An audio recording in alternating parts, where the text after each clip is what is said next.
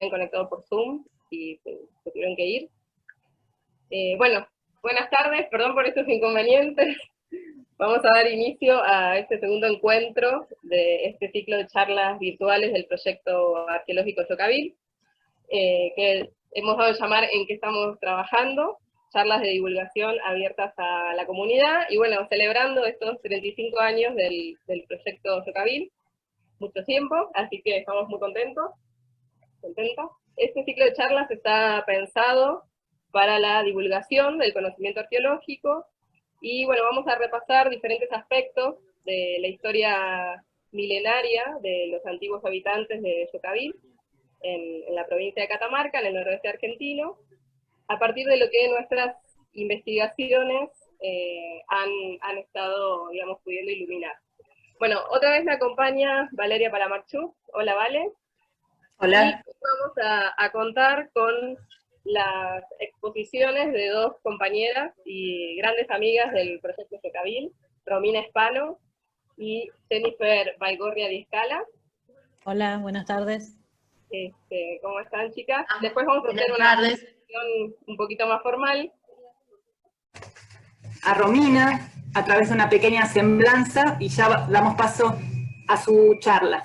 Romina Espano es arqueóloga, está formada en la Universidad de Buenos Aires, integra el proyecto arqueológico Yocabil desde el año 2001, y desde ese momento participó en numerosas campañas en sitios del Valle. Actualmente se encuentra terminando el doctorado en arqueología en la Facultad de Filosofía y Letras de la Universidad de Buenos Aires, y su tema de investigación son las maneras en las cuales las personas que habitaron el sur de Yocabil durante el primer milenio de la era se expresaron a través de la elaboración y uso de objetos de cerámica, con énfasis en las imágenes plasmadas en las vasijas y en los contextos de uso cotidianos y rituales.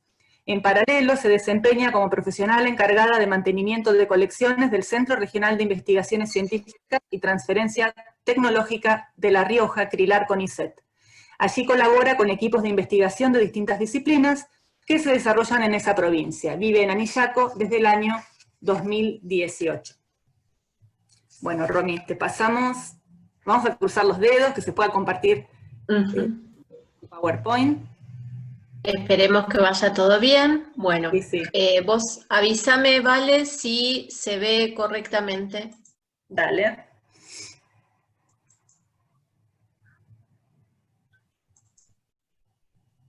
Bien, se ve. Ahora faltaría poner el pantalla, eso, modo presentación.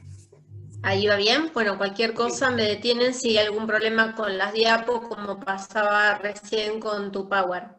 Dale. Bueno, buenas tardes a todos y a todas. Muchas gracias por estar acá, por bancar los problemas tecnológicos que hemos tenido, que bueno, no son únicamente nuestros, ha ocurrido en otras charlas en estos días, así que no sabemos si hay algún problema con Zoom y Facebook y demás.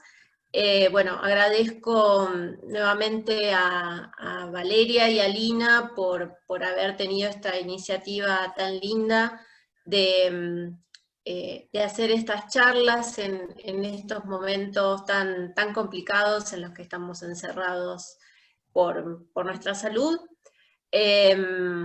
Y bueno, también agradezco a Miriam, me parece que se salió de la reunión también por el apoyo en estos días y la asistencia para ir mejorando en las comunicaciones. Bueno, la idea es, el título de la charla, que es Andalguala, historias de una aldea 2000 años atrás, es contar un poco sobre las sociedades aldeanas que habitaron la zona de Andalguala hace por lo menos unos 2000 años atrás. ¿Pasó bien la diapo? Sí. Entonces sigo. Bueno, el disparador de las charlas será en qué estamos trabajando, ¿no? Y bueno, algunos ítems que marqué para saber, ya que no podemos estar haciendo trabajo de campo, no podemos estar yendo a los gabinetes, que son nuestros espacios de trabajo y demás, incluso la asistencia a congresos, las comunicaciones cara a cara no están siendo posibles, y bueno, ¿qué estamos haciendo? Bueno, pese a todo, seguimos analizando materiales arqueológicos y generando nuevos datos a partir de la información que podemos tener en formato digital, sobre todo. En estos tiempos también estuvimos publicando en revistas especializadas con varios colegas, que muchos vi que están conectados en estos momentos. Y estas instancias es un momento para también reflexionar sobre nuestras historias como arqueólogas y arqueólogos del equipo Yocabil, y sobre la construcción de los pasados remotos.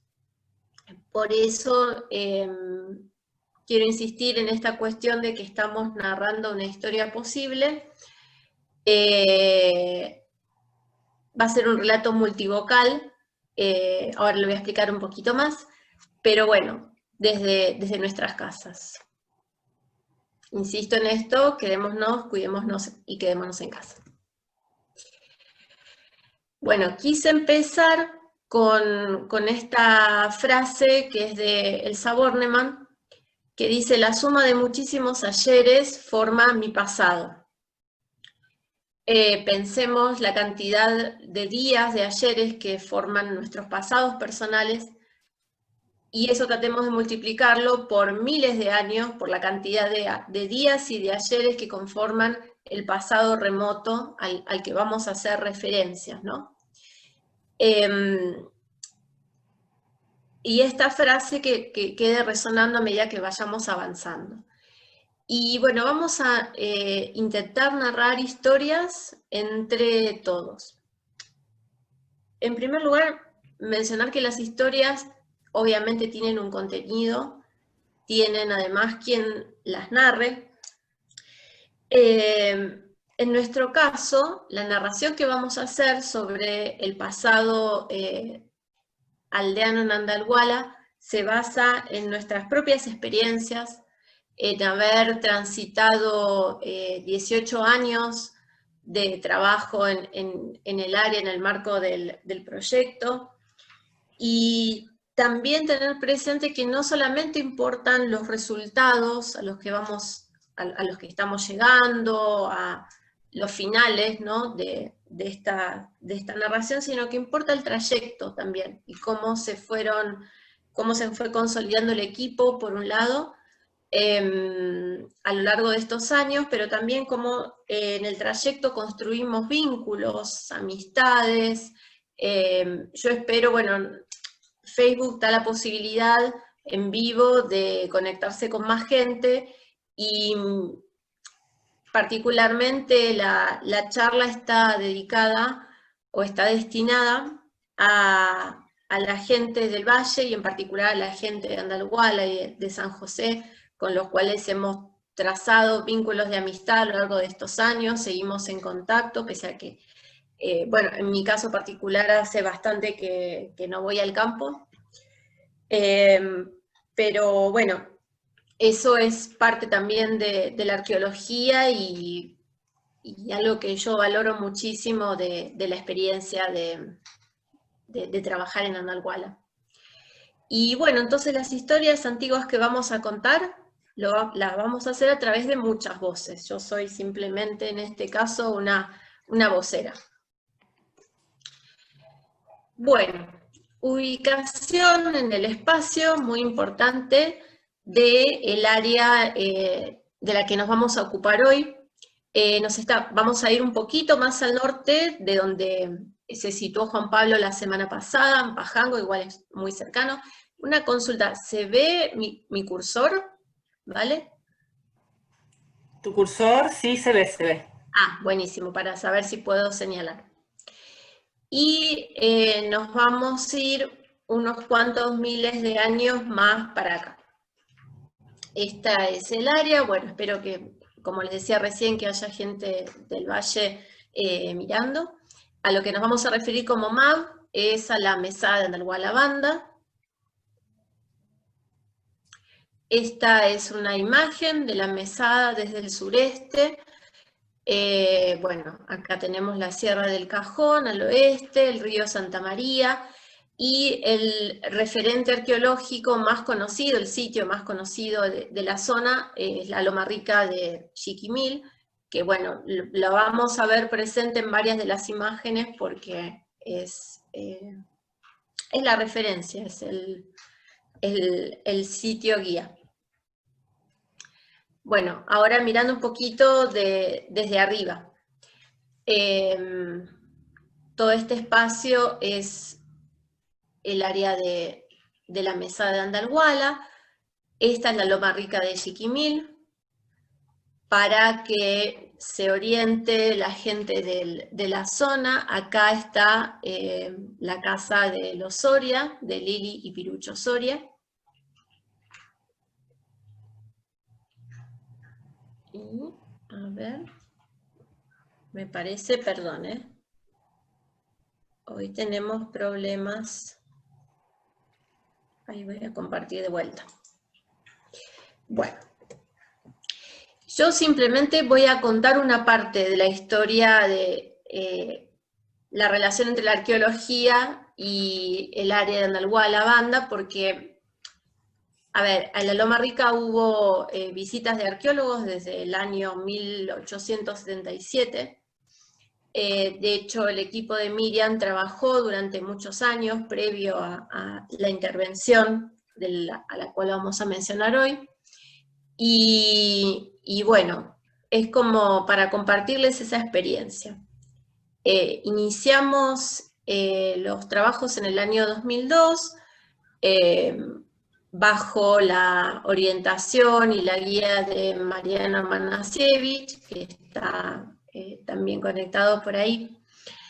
Fuimos un equipo de, en su mayoría éramos estudiantes de la Universidad de Buenos Aires, que recorrimos la mesada a pie con la indicación, era un seminario de campo, y la indicación que teníamos era de marcar con unos banderines celestes los restos arqueológicos que fuéramos identificando.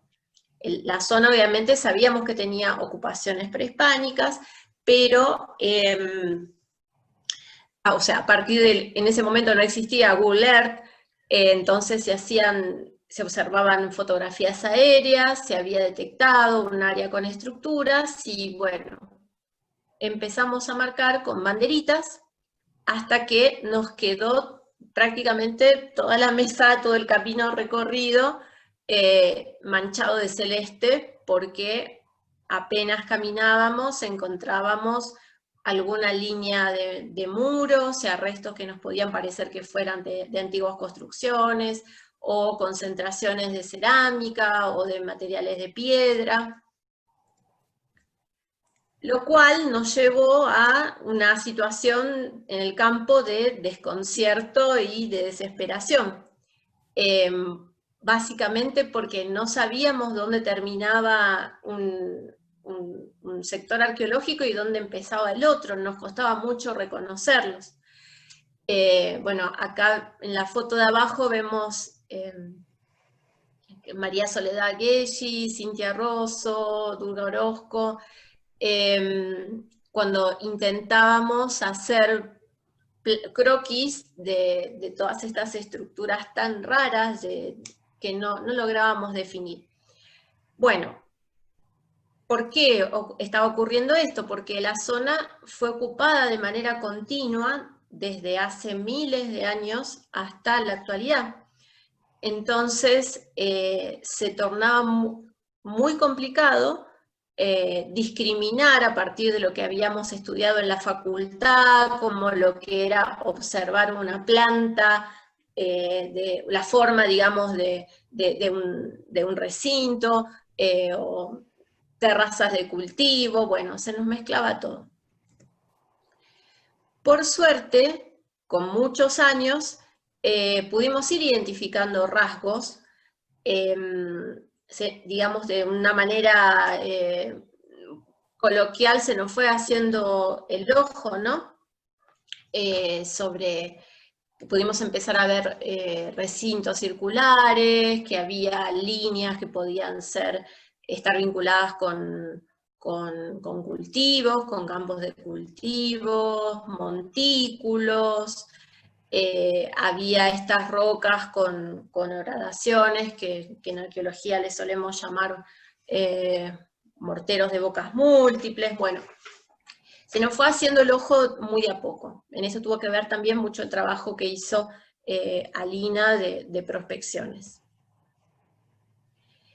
Y ahora, bueno, en el año 2002 lo que hicimos también fue iniciar las excavaciones en un lugar para poder tener para poder ajustar el tiempo, para conocer la época a la cual pertenecían algunas de estos espacios, de estas estructuras, de estos restos, y se hizo una excavación, un sondeo chiquito de 2 metros por 2 metros para intentar obtener fechados radiocarbónicos, que es lo que nos da la posibilidad en arqueología de tener información más precisa sobre la época en la cual ocurrieron los eventos con los cuales nos estamos encontrando.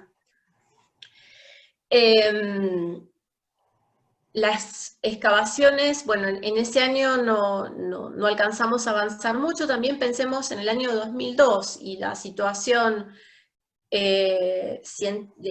del área de ciencia y técnica que se estaba viviendo en ese momento. No había muchos recursos, las campañas eran súper intensivas y teníamos que estar haciendo muchas cosas a la vez.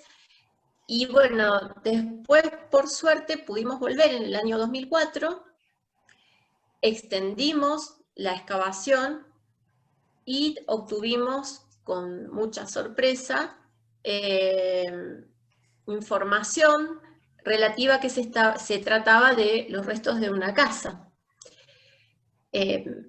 A nosotros en arqueología nos interesa mucho la posibilidad de dar con estos espacios porque nos brindan mucha información los restos de una casa sobre las maneras, sobre los modos de vida.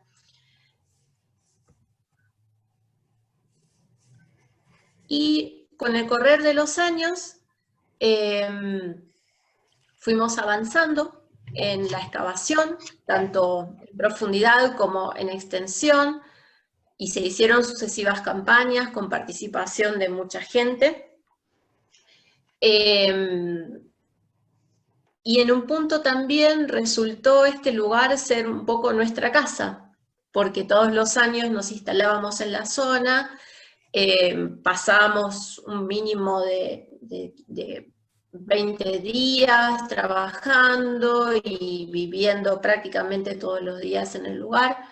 Y bueno, esta continuidad en el tiempo hizo que se tornara también un espacio muy familiar a nuestra experiencia, ¿no?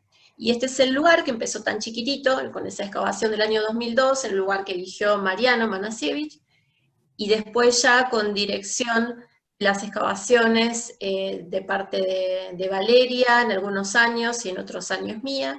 Bueno, fuimos avanzando hasta, bueno, denominar este lugar como Soria II, que es como es conocido en la literatura arqueológica, en la especialización, pero bueno, esto es por una costumbre, digamos, que es común en el equipo de trabajo, que es que cuando encontramos un sitio nuevo, tratamos de referirlo o darle algún nombre que lo vincule con la gente que está viviendo actualmente ahí o en las cercanías.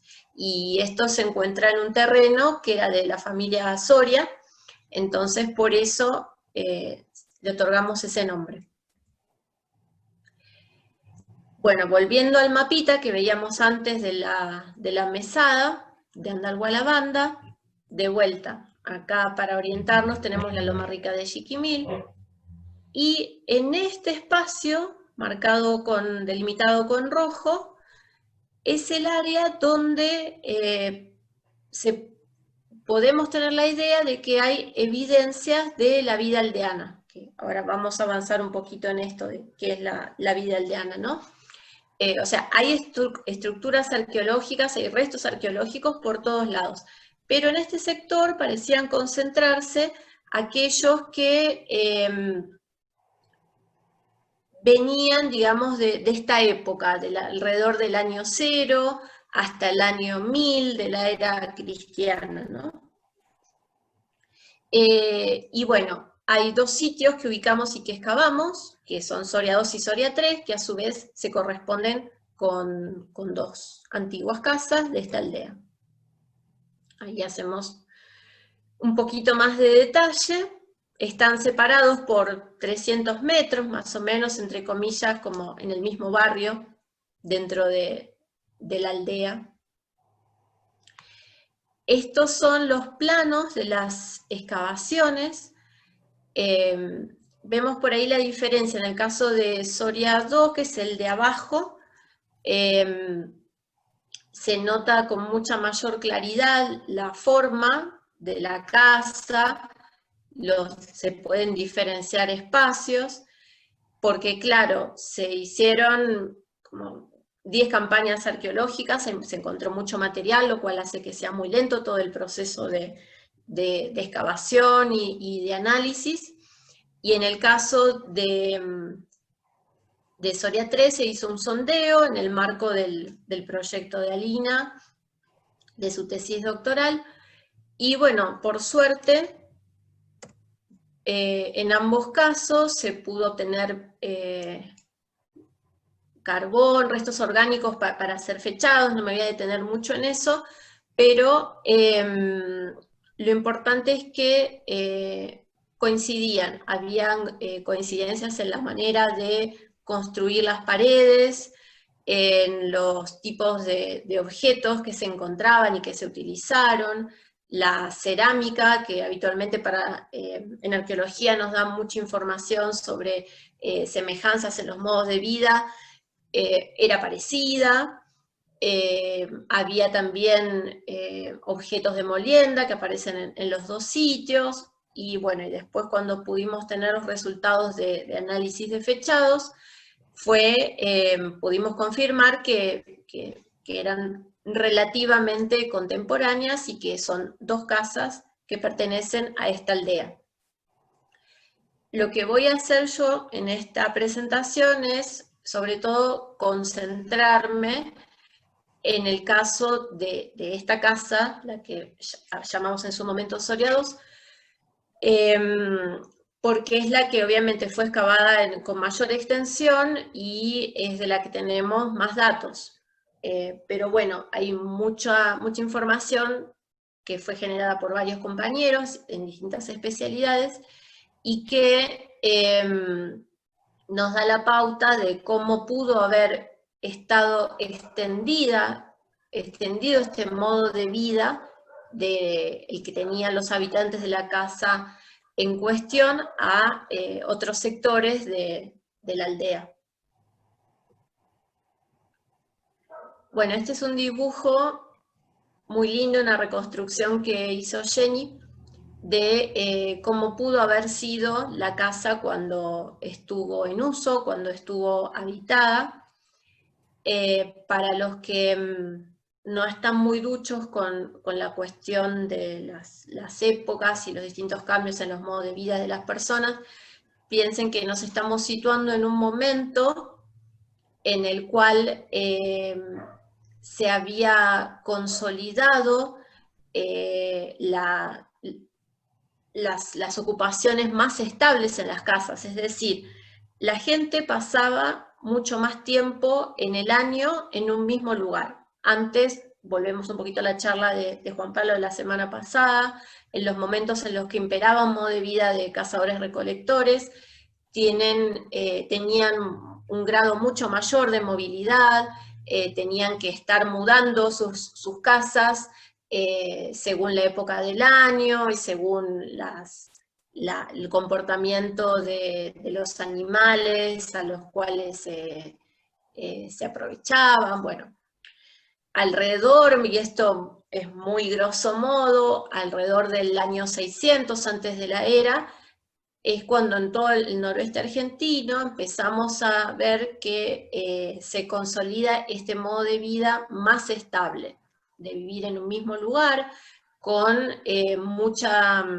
con la introducción de nuevas tecnologías como la cerámica o la metalurgia, y en un momento en el cual era muy importante todo lo que tenía que ver con la casa como centro del mundo, ¿no? Del mundo conocido. Bueno, esto que les contaba de considerar la casa como eje del mundo. ¿Por qué? Porque se realizaban muchas actividades, digamos, esto se puede aplicar a cualquier sociedad, ¿no? Pero pensemos que en el espacio la casa es un hogar, es donde nos criamos, donde vamos aprendiendo costumbres, donde vamos reproduciendo costumbres que vienen de generaciones anteriores, donde aprendemos a vincularnos con los demás, y particularmente en estos tiempos, alrededor del año 0 hasta el año 1000, por ahí, la casa era el espacio donde se procesaban los alimentos, donde se desplegaba, digamos, la vida familiar, donde también se trabajaba, se producían útiles de piedra, donde se fabricaba cerámica. Bueno, ahora vamos a ver un poquito la reconstrucción de esos momentos o de esos eventos a partir de la evidencia que fuimos encontrando en esta casa. Bueno, un fogón súper importante para todo lo que es las actividades de cocción de alimentos, de preparación. Encontramos también mucha cantidad, después no me voy a detener demasiado en la cerámica porque lo va a seguir Jenny y va a profundizar en eso, pero muchos recipientes cerámicos con evidencias de haber estado expuestos al fuego. Acá vemos, por ejemplo, esto es una olla con algunos rastros de haber sido quemada. Pensemos siempre, hagamos el vínculo con los materiales o con nuestros objetos cotidianos, ¿no? Pensemos los equipos de cocina que cuando se van tiznando después de mucho uso. También encontramos cucharas, ollas utilizadas también para almacenamiento de líquidos o de otros materiales. Básicamente todo lo que es equipos de cocina, pero también se encontraron evidencias de vajilla, de objetos para servicio, como platos, jarras. Bueno, también aparecieron evidencias de que se practicó la molienda. Acá vemos dos morteros muy, muy diferentes. En el caso del de la derecha, es bastante grande. Este otro es muy chiquitito, era un mortero de mano que había aparecido por acá. Igual, de todas maneras, las ubicaciones son aproximadas como para tener una idea, porque apareció muchísimo material. Bueno, esto nos está dando cuenta de que se estaba trabajando en el procesamiento de productos de recetas, digamos, para cocinar. También encontramos evidencias de pozos de almacenamiento, que todavía no sabemos bien para almacenar qué, pero bueno, esta especie de hueco, digamos, de oquedad hecha en lo que era el piso de ocupación cotidiano. También, bueno, les comentaba de los objetos de servicio. En este caso es un cuenquito muy chiquitito, que también apareció como parte de la evidencia del sitio. Tenemos también mucha evidencia de restos de instrumentos confeccionados en piedra. Además de los instrumentos, también hay evidencia de talla, o sea que en este espacio se talló, la gente por alguna razón se juntó, se encontró también lo que son núcleos, que es como digamos el bochón de piedra a partir del cual se van obteniendo mediante golpes las lascas, que le llamamos habitualmente, que son como estas láminas a partir de la cual se hacen los instrumentos. Y la materia prima, sobre todo que más se utilizó, o sea, el tipo de roca que más se utilizó es la andesita, que es muy común en la zona, o sea, no tuvieron que irse muy lejos para conseguirla y funcionaba para las tareas para las cuales estaba pensada. Esto sabemos, bueno, a partir de los estudios que han hecho Juan Pablo, también Erico Gal, en las cercanías, creo que en el río Yapes me parece que hay restos hay rodados de andesita, que tranquilamente pudo haber sido un lugar a donde esta gente iba, buscaba algún bochón, lo traía y lo trabajaba en la casa, y también en los cerros, que están ahí nomás, en la Sierra de la Conquija, también es posible encontrar andesita. Y bueno, otras materias, otras rocas que también se utilizaron fueron el cuarzo, que también no es ideal por ahí para lograr instrumentos demasiado sofisticados, pero cumplía con las funciones para las cuales estaban pensados. Acá tenemos otros instrumentos, también de piedra. En el caso de la derecha es un cuchillo, hecho con otra clase de roca. Esto creo que es una filita, me parece, pero bueno, para el caso es simplemente mostrarle la variedad de objetos que se encontraron. Algunos de estos cuchillos o sierras tenían restos de pigmento rojo. El otro instrumento es como una especie le llamamos molino plano, que también se podía haber utilizado para machacar, para obtener polvos de pigmento, bueno. Encontramos también un pozo de basura en el patio central de la casa. Yo le digo patio central en realidad porque, bueno, tiene asociado una habitación, que es la que vemos acá a la izquierda, también otra habitación a la derecha, lo que pasa que esta todavía no pudimos avanzar demasiado en la excavación. Y bueno, en el patio apareció este pozo con restos de basura, que brindó también mucha información para conocer cómo fue la vida cotidiana de esta gente. Y muchos restos también de huesos de animales, obviamente de descarte por su aprovechamiento, digamos, como comida.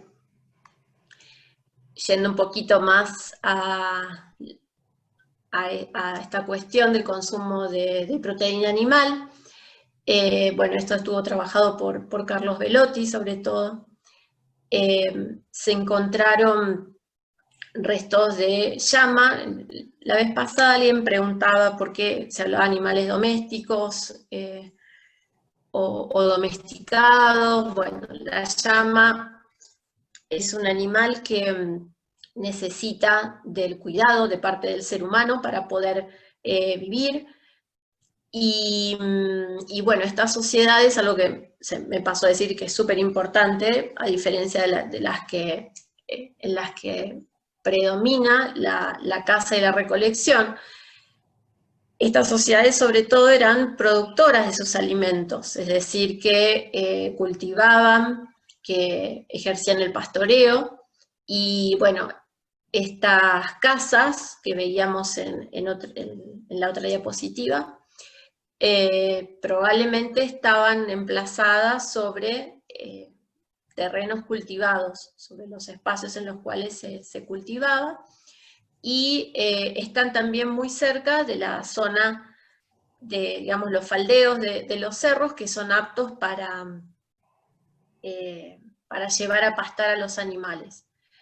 También se encontró evidencia, o sea, se logró identificar en estos huesos que había presencia de guanaco, de vicuña y de taruca, que son animales no domesticados, son animales silvestres, es decir, que también seguía estando presente la actividad de caza como algo de mucho peso en lo que es la vida, en la economía, digamos, cotidiana, ¿no? de la caza.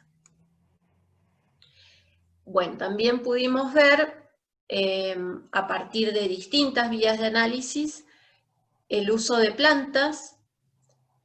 Bueno, lo de la izquierda obviamente es una reconstrucción de un rinconcito de la casa, a través de los estudios de restos carbonizados, que por eso pudieron conservarse a lo largo del tiempo, pero también de estudios microscópicos, de restos que estaban contenidos en distintos objetos. Y bueno, en lo que es la parte de identificación de estos restos quemados, fue fundamental el trabajo de Natalia Petrucci, que va a dar una charla la semana que viene, así que ya los voy invitando. Bueno, se pudo identificar la presencia de algarrobo, de chañar, también, bueno, de muchos restos de maíz, con además el agregado en la identificación de que se pudo saber que fue sometido al hervido y al pelado de los granos. En el caso del maíz que vemos, es un maíz que se le suele llamar vítreo, eso explicaba Natalia, que es como una variedad del pisingallo, que sabemos que para poder consumirlo, bueno, tiene que ser sometido a todo un proceso de cocción y demás. También encontramos evidencias de quinoa, restos de quinoa, no solamente la presencia, sino también por determinadas marcas que aparecen en los restos, se pudo saber que habían sido tratadas. Sabemos, bueno, cualquiera que haya preparado quinoa, sabe que es necesario lavarla varias veces para quitarle esa suerte de sustancia jabonosa que hace que no la podamos consumir. Y bueno, en restos que aparecieron en esta casa se pudo corroborar que efectivamente había sido sometida a esos procesos y que incluso había estado también almacenada. Y también aparecieron restos de estas plantas que se les suele llamar cactáceas, que son tan comunes en el noroeste argentino hasta en la actualidad, como el cardón y la penca. Muchos, sobre todo, restos de semillas de cardón, y que bueno, todavía estamos analizando las posibilidades de interpretar, porque con todo lo demás es más fácil, sabemos que son plantas que se pudieron ingerir, pero en estos casos también pudo tratarse de plantas que se consumieron, aunque también se pudieron utilizar como combustible para, no sé, para encender el fogón. Bueno, hay como varias hipótesis al respecto. También en la casa aparecieron objetos que vienen de otros lugares, como, bueno, si bien esto es un hornillo de pipa, que esto no necesariamente es de otro lugar, pero sí su contenido, porque pudimos identificar la presencia de sebil, que el sebil, ahora vamos a ver en otra diapo, pero es una planta, es un árbol que procede de la zona de las yungas, que es un área mucho más húmeda, o sea, claramente no procedía del valle. También fragmentos como de este plato de cerámica con esta pintura tan particular y en la imagen no se nota mucho, pero es de muy buena calidad, que le solemos llamar estilo vaquerías, y que aparecen en muchos lugares del noreste argentino, y está asociado con que era un bien, digamos, apreciado, ¿no? Que no era cualquier cerámica. También, bueno, hablando de cerámica, este vaso, que procede de la zona de la Puna, particularmente es de algo que se le llama estilo tebenquiche, pero bueno, claramente no es por su composición, por la composición de la arcilla, que eso después Jenny se va a explayar un poquito más, por su forma y demás, claramente no era local, no había sido producido en la aldea. Y también estas puntas de flecha hechas en obsidiana. No hay en las cercanías fuentes de obsidiana, que es vidrio volcánico. Bueno, se le hicieron una serie de estudios que determinaron que procedía de una fuente de la Puna, catamarqueña. El dibujo que vemos es el que corresponde a las puntas que se encontraron en esta casa, no así la foto que coloqué abajo, porque justo no teníamos a mano fotos de estas puntas. Las otras son sacadas de una publicación de Patagonia que nada que ver, pero eran muy similares y eran como para que tuvieran la idea de cómo se ven las puntas de obsidiana. Bueno, y también tenemos evidencia de que en la casa ocurrieron situaciones de ritual. Esto es a partir de los estudios, como les decía, que se hicieron en los contenidos de las pipas, que en el caso, bueno, de la pipa de la derecha, dieron como resultado que se había estado utilizando el Seville.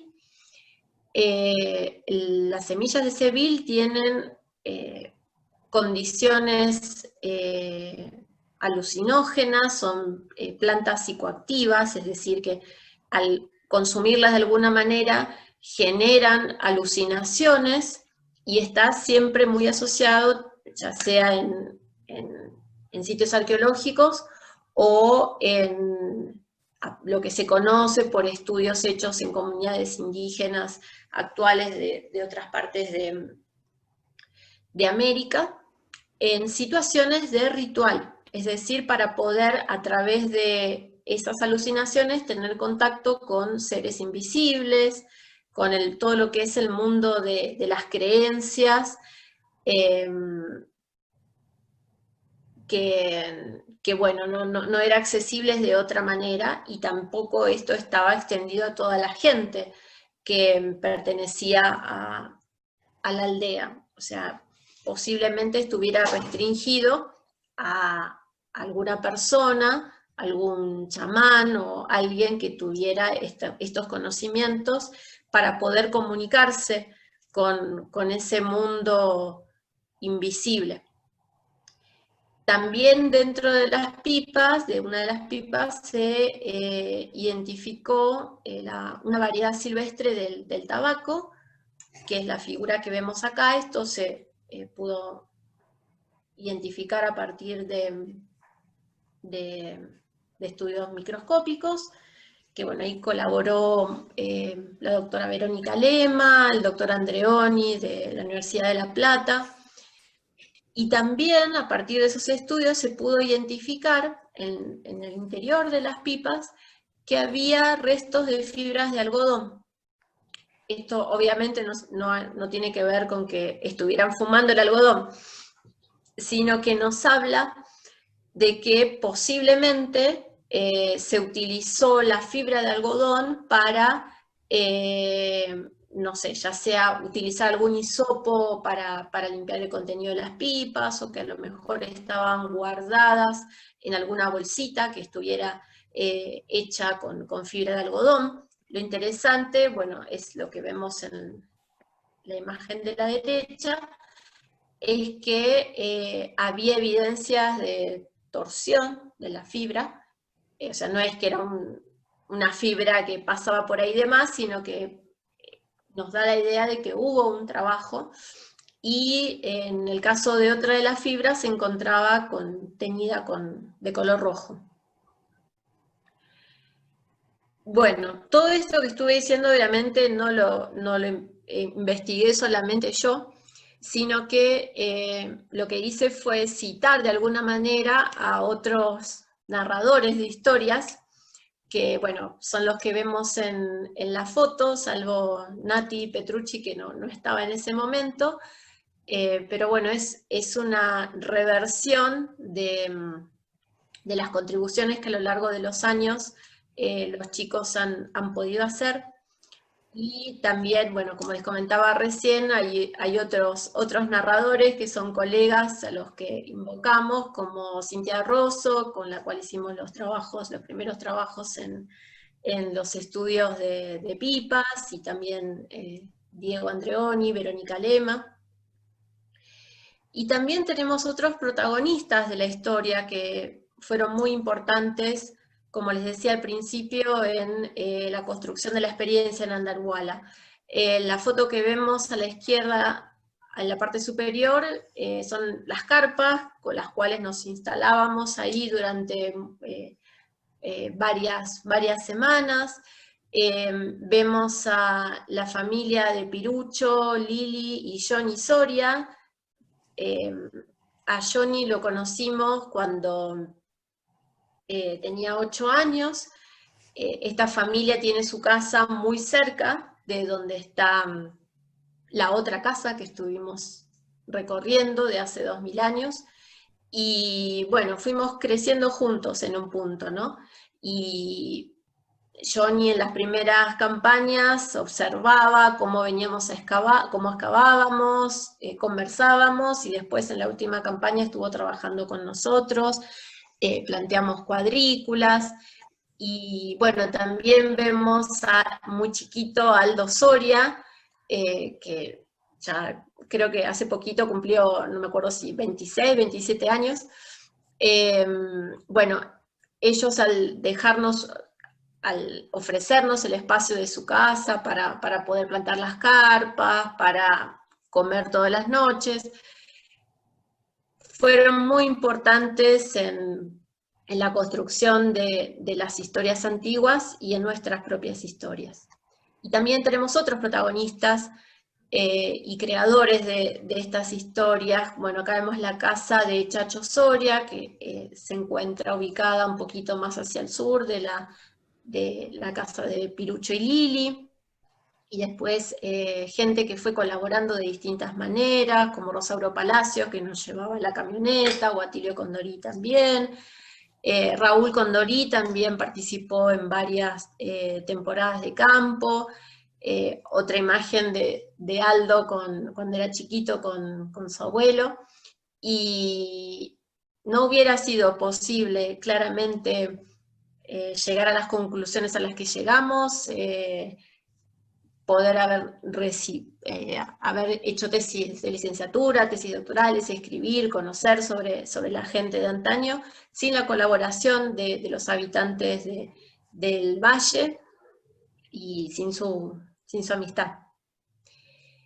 Y bueno, ya casi terminando, en esta foto vemos distintos equipos, distintas camadas de gente que participó en las campañas Andalhuala, en las excavaciones. Es importante mencionar también que en este lugar se formó mucha gente, como les decía, empezamos en un seminario de campo, y hay varios doctores formados, hay otros que estamos en formación, y bueno, guardamos muchos recuerdos lindos, y además esta gente fue fundamental en su contribución para poder contarles las historias que les conté. Y este es el listado, que no se los voy a leer, de todas las personas que en estos años estuvieron colaborando en Andalhuala, pero bueno, van a ver que muchos son arqueólogos y arqueólogas hoy reconocidos del noreste argentino, y bueno, otros siguieron otros derroteros, pero bueno, también en primer lugar mencioné a la doctora Tarragó, que fue una las que impulsó el trabajo en la zona de Andalhuala. Y sí, ahora ya cerrando, volviendo... ¿Alguien me habló? ¿Me escucha, Alina? Sí, sí, se te escucha. Bajo. Bien.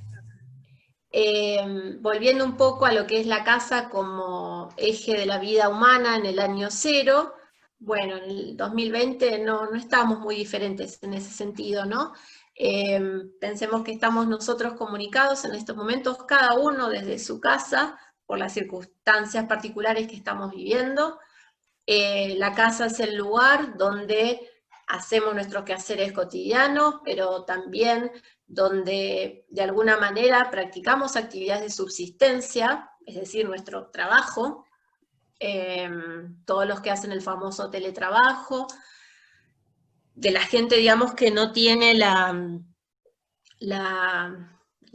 terrible obligación de tener que salir y exponerse y demás. Bueno, la mayoría trabajamos en nuestras casas, donde se da la crianza y el cuidado de la familia, la educación en este momento, porque los chicos también no están yendo a la escuela, sino que están aprendiendo desde las casas, el esparcimiento, la recreación, el cuidado de la salud, hasta se están dando misas, digamos, por internet, con lo cual también el espacio de la casa volvió a ser el lugar donde se practican los determinados rituales, y bueno, y también donde en definitiva se transmiten experiencias y saberes. Bueno, creo que con eso terminamos. Muchas gracias. Perdón si me extendí. Y bueno, de vuelta, que también colaboró con nosotros, la charla está dedicada a Marinita Marchesani, a su memoria y a su risa. Nada más. Muchas gracias, Romy. Ali, ¿tu voz? Sí, ¿se me escucha o no? Tenés que elevarla un poco, pero te escuchamos. Sí, muy bajito. Bueno, sí. No, le decía a Romy, gracias por tu presentación. No estamos muy seguros si el Zoom no se nos corta en media hora, así que le vamos a meter un poquito de pata. Si querés, Vale, leer algunas de... Vamos a dejar de lado los saluditos que íbamos a leer para acelerar. Y tenemos algunas preguntitas para vos, Romy, acá en el chat. La primera pregunta, de hecho, era de Esteban, que nos preguntaba por los muros de las casas, y nos preguntaba si el muro entero era de piedra o no. Bueno, posiblemente no. O sea, nosotros lo que encontramos son los cimientos, y lo que suponemos es que es una base para después construir con otros materiales perecibles como el adobe, por ejemplo. Se encontraron restos de gramíneas, o sea, de plantitas que habitualmente se utilizan para hacer los adobes, pero es lo que creemos. Acá hay una pregunta de Jason que dice, muy interesante la charla, ¿usted tiene evidencias de ceremonias o rituales domésticos? Un poco creo que lo respondiste durante la charla. Sí, no sé si querés agregar algo. Las evidencias que encontramos hasta ahora tienen que ver sobre todo con la utilización de estas plantas psicoactivas, con esta acción alucinógena. Y además no hay evidencia en lo que es la zona de la aldea Andalhuala de lugares para rituales públicos, a diferencia de otros sitios del noroeste argentino. Entonces, por eso nos da la impresión de que pueden tratarse de rituales privados, entre comillas, al interior de la familia. Bueno, Romy, te digo que hay un montón de saludos que agradecen tu excelente exposición, muy buena exposición. Maggie Carranza dice, ¿compartirán en PDF este maravilloso material? Bueno, en principio va a estar... Tomamos nota, a ver cómo hacemos. Van a estar los videos, que bueno, lamentablemente no se pudo transmitir, igual lo vamos a subir en cuanto podamos, porque esto queda grabado en Zoom, y en cuanto termina la reunión, queda el video que lo podemos descargar, entonces sí va a estar disponible. Solo, bueno, esperar un poquito estas cuestiones técnicas que las podamos resolver. Juan Montegú consulta, ¿los pozos de basura de almacenamiento presentaban estructuras de roca en boca, paredes o piso? ¿La diferente funcionalidad se da por alguna evidencia en particular? En el caso del pozo de basura, no. Simplemente era, o sea, no presentaban estructuras alrededor de piedras. Notamos por la diferencia del color, sobre todo, y también en la consistencia del sedimento. En el caso del pozo de almacenamiento, sí tenía alguna que otra piedra, pero posiblemente haya estado derrumbada. No podemos estar seguros de que se haya delimitado. Así que también fue un caso que se dio por diferencias en el sedimento. Te voy a leer algunas, perdón, Romy, te voy a leer algunas preguntas más, para redondearlas rápido, así le damos el pase a Jenny, pero son preguntas bien interesantes. Marisa Ayala dice, buenas tardes, muy interesante exposición, me interesaría saber la vivienda que se estudió y explicó en esta ocasión. ¿Nos puede dar algún indicio que nos muestre alguna cuestión social? Sí, un montón de, o sea, no sé con cuestiones sociales a qué se refiere en particular, pero calculo que será de diferenciación social, por ahí. En lo que es a nivel social, sí, la respuesta es sí. Rubén Quiroga, a quien saludamos. Sí, que, Gran saludo. aprovecho para decir que el profe Quiroga nos saludó la vez pasada, él estaba conectado y su saludo se nos pasó. De hecho lo íbamos a leer hoy, pero también con todos los problemas técnicos se nos volvió a pasar. Así que bueno, un abrazo. Estamos muy, muy contentas de que esté conectado viéndonos. Pregunta, los restos líticos encontrados en la casa, por su parecido al material de cazadores de Ampajango, ¿representarían una continuidad cultural o una reutilización? Eso habría que preguntarle a Juan Pablo a ver qué opina. En realidad, pienso que reutilización no. Yo pienso que tiene que ver con que había tanto material disponible, las canteras tenían tanto material que se fue continuando esa tradición del uso, por ahí cambiando la forma de los objetos o demás, pero se continuó aprovechando el material incluso ya en el tardío, o sea, perdón, ya después del año 1000, digamos, ¿no? Bueno, continúan saludos de Fernando Acosta, Maggie Carranza, que es de Entre Ríos. Matías dice, Romina, una consulta, ¿se encontraron enterratorios humanos en el sitio? Sí, se encontraron, pero son posteriores a este momento que les estoy narrando. Fueron después de la ocupación del año 0, unos 200 años después se utilizaron estos espacios como área de entierros. Bueno, sí hay muchísimos saludos de mucha gente. Perdón que no los leemos uno por uno, pero con todos los problemas técnicos que tuvimos hoy, nos comimos mucho tiempo de conexión. Entonces los vamos a saltar, pero los leemos, los mensajes también quedan grabados, así que también después siempre los leemos cuando termina la charla.